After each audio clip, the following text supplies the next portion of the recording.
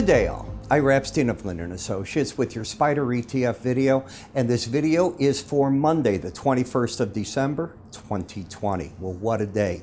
You know, for those of you that only take my SPDR ETF video subscription, you know this morning that I did another one for you, another update. I normally do them at 4 in the afternoon.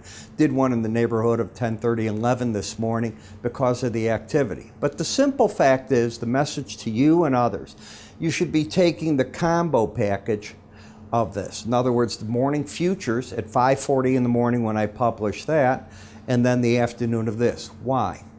As I told you, a vast majority of the stock indices, the currency, the metal, ETFs, what they follow are what the futures are doing. Interest rates, TLT, it's watching what they're doing.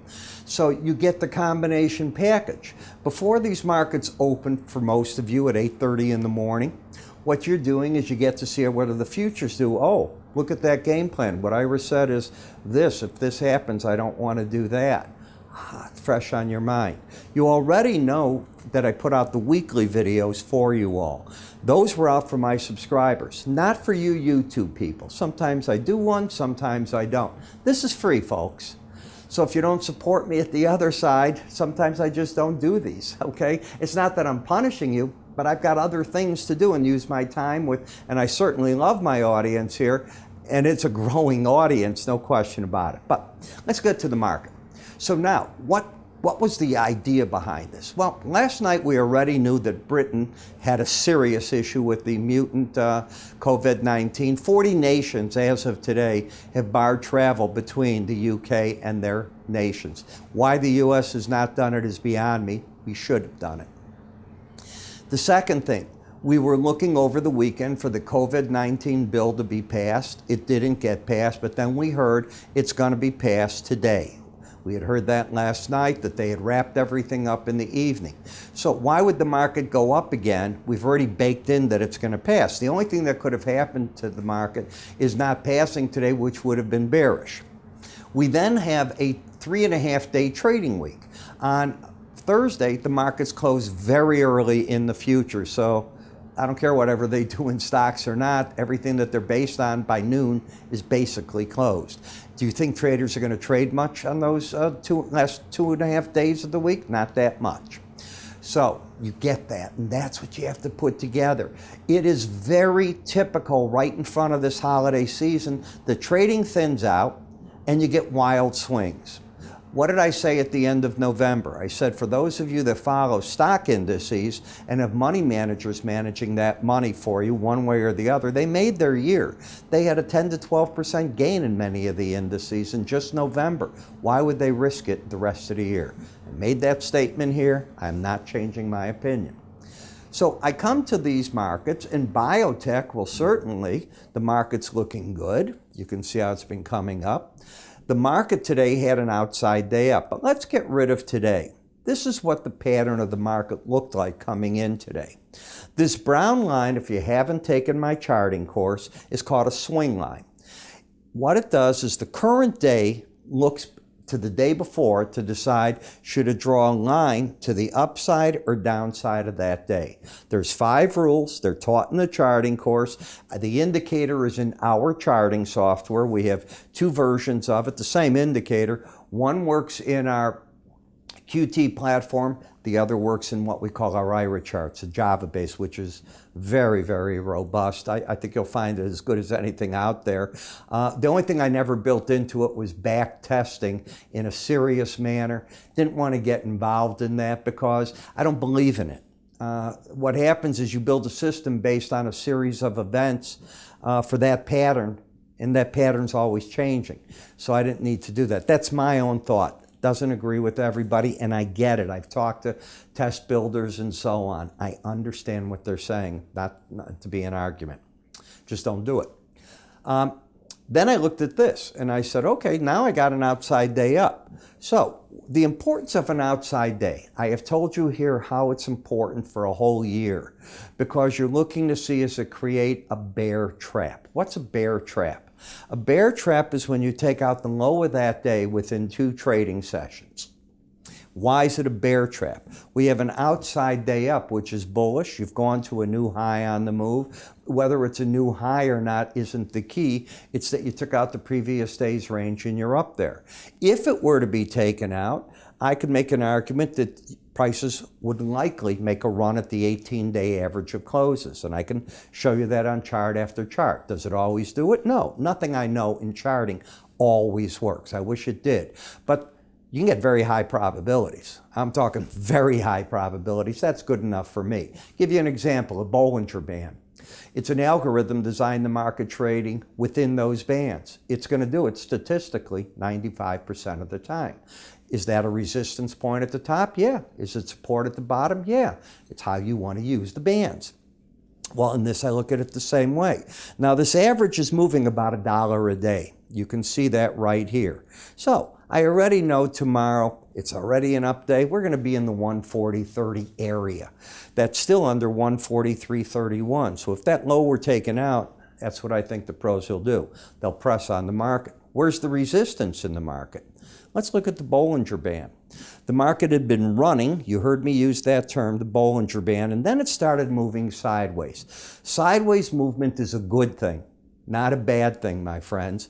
What you look at with it is, did you keep and did you ever have an embedded reading? An embedded reading is when the two numbers that make up the momentum oscillator called slow stochastics are going sideways over 80. I'm doing a special, like a doctorate course on this for you this coming year, 2021. Should have everything done in the January through February time frame. I'll release them one at a time. But as I do that, you can see that the market stayed embedded. That means, I think, the pros are buying. And if you get into my subscriber videos, not these, I show another moving average. You'll see how important it is, and I will be consistent in telling you this.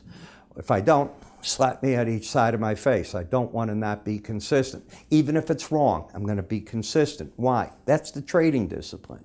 So I think the pros were buyers today. And I think they'll come out of the market again at 152.30. And I think if you get under 145.20, you get a trap going. But the slow stochastic trader will pay attention to this, not that. So you got two ways of looking at the market tomorrow. In SMH, what did we have coming into today? I want to forget the big breaks of today. Friday, we had lower highs, lower lows. That's a downtrend. It was fully countered because the market is trading over the line in the sand, the 18-day average of closes. I determined bias, which is a filter on the swing line. Is the market above it or below it? If it's above it, I'm not looking to be short with that market. Today the market falls down, and where did it close? Above it again. I'm still not looking to be a bear in this market. No opinion of it. Corrected already an overbought condition. Corrected, and here's when you lose an embedded reading. Here it is. Now, it's still not at that 18-day. I think it's going there. Bingo. And that's where the market's playing its game. Does it have to go there each time? Absolutely not. That is not what I'm saying. It's not what I'm implying.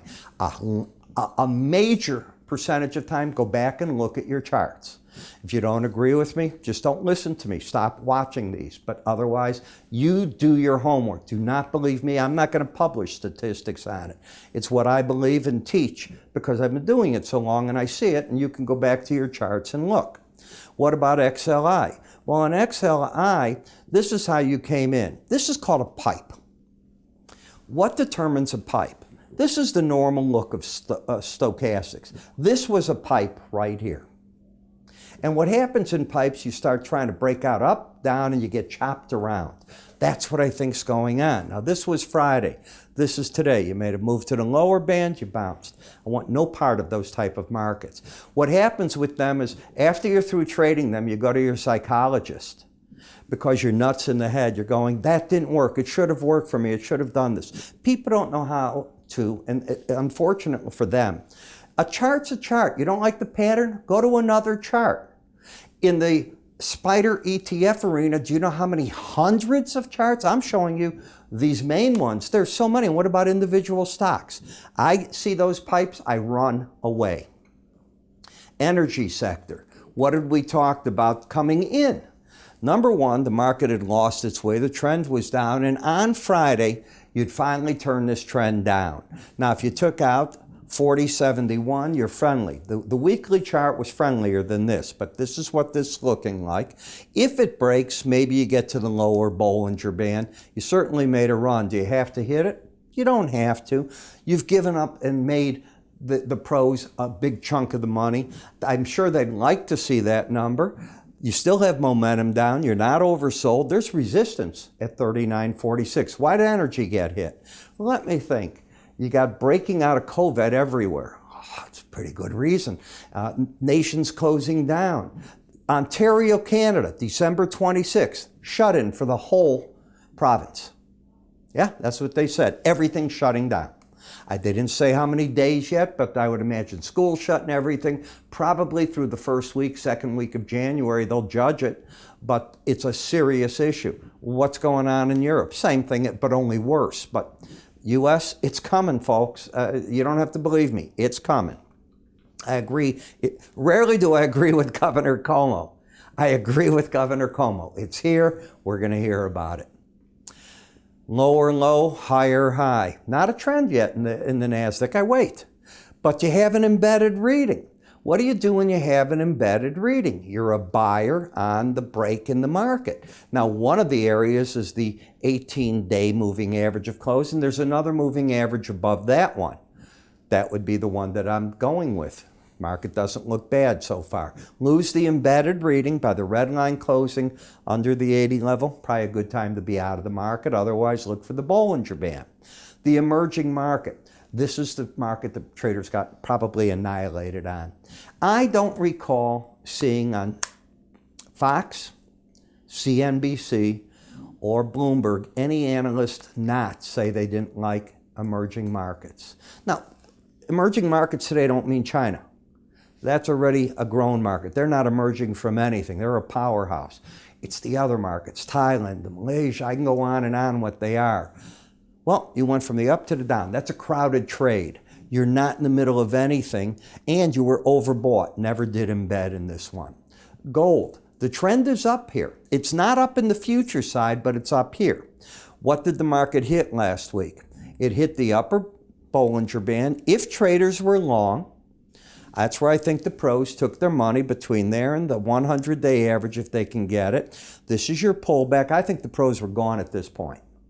You've already taken out a previous day's low, and now your market trying to drift back on you. That's all that it is. Could it fill the gap? It certainly could. It's overbought. I want no part of it up there as a trader, a chart analyst, whatever you want to call me. In GDX, lower low, higher high. Coming down through here at 35.97 should be support, but is there a trend? Nope. Are we overbought? Well, we're working out of the overbought condition today. We did that. If I come back to Friday, you were any number over 70 and both numbers not going sideways over 80 for several days is overbought. Just overbought, no trend that I see. TLT, well, let's go back here and see what this low is, this high rather, right here. That's 158.39. I want to be certain that I've got the right thing. 138.46, but now you've got that other move to the downside. I should have taken this arrow on this and pointed it up. I can see it right here. You're not trending. You have a higher high and a lower low. That is not a trend. The market's trying to work itself down maybe to the lower Bollinger Band, but it's not trending. FXE. This is trending all of a sudden to the downside. It has an outside day down. Now, this market certainly has the bullish embedded reading, so I like the long side. If you take out today's high of 115.11, I would think that triggers the bear trap. Why a bear trap all of a sudden? You have an outside day down. To catch those people, you take that out, and once it's taken out, you should not get back under this day's low.